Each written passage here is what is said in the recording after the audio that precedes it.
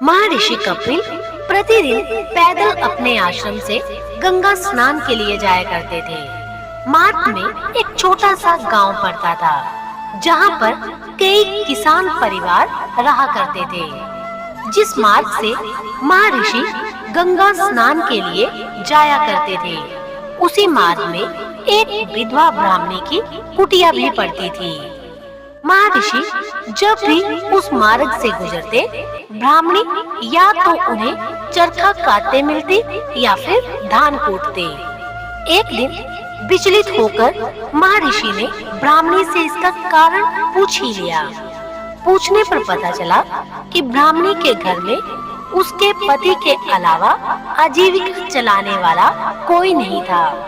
अब पति की मृत्यु के बाद पूरे परिवार का भरण पोषण की जिम्मेदारी उसी पर आ गई थी। कपिल मुनि को ब्राह्मणी की इस अवस्था पर दया आ गई और उन्होंने ब्राह्मणी के पास जाकर कहा, भद्रे, मैं पास ही के आश्रम का कुलपति कपिल हूँ। मेरे कई शिष्य राज परिवारों से हैं। अगर तुम चाहो तो मैं तुम्हारी आजीविका की स्थायी व्यवस्था करवा सकता हूँ। मुझसे तुम्हारी ये असहाय अवस्था देखी नहीं जाती। ब्राह्मणी ने हाथ जोड़कर महर्षि का आभार व्यक्त किया और कहा, मुनिवर, आपकी इस दयालुता के लिए मैं आपकी आभारी हूँ, लेकिन आपने मुझे पहचानने में थोड़ी भूल की है। ना तो मैं असहाय हूँ और ना ही निर्धन। आपने शायद देखा नहीं, मेरे पास 5 ऐसे रत्न हैं, जिनसे अगर मैं चाहूँ तो खुद राजा जैसा जीवन यापन कर सकती हूँ, लेकिन मैंने अभी तक उसकी आवश्यकता को अनुभव नहीं किया। इसलिए वो 5 रत्न मैंने अपने पास सुरक्षित रखे हैं। कपिल मुनि विधवा ब्राह्मणी की बात सुनकर आश्चर्यचकित हुए और उन्होंने कहा, भद्रे, अगर आप अनुचित ना समझे तो आपके वे 5 बहुमूल्य रत्न मुझे भी दिखाएं। देखो तो आपके पास कैसे बहुमूल्य रत्न हैं। ब्राह्मणी ने आसन बिछा दिया और कहा, मुनिवर, आप थोड़ी देर बैठे हैं, मैं अभी आपको मेरे रत्न दिखाती हूँ। इतना कहकर ब्राह्मणी फिर से चरखा काटने लगी।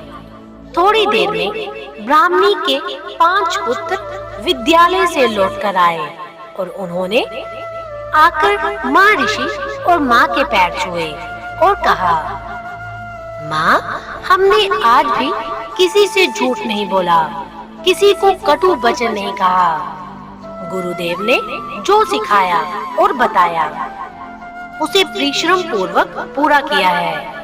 महर्षि कपिल को और कुछ कहने की आवश्यकता नहीं पड़ी। उन्होंने ब्राह्मणी को प्रणाम कर उससे कहा, भद्रे, वाकई मैं तुम्हारे पास अति बहुमूल्य रत्न है। ऐसे अनुशासित बच्चे जिस घर में हो, जिस देश में हो, उसे चिंता करने की आवश्यकता ही नहीं है।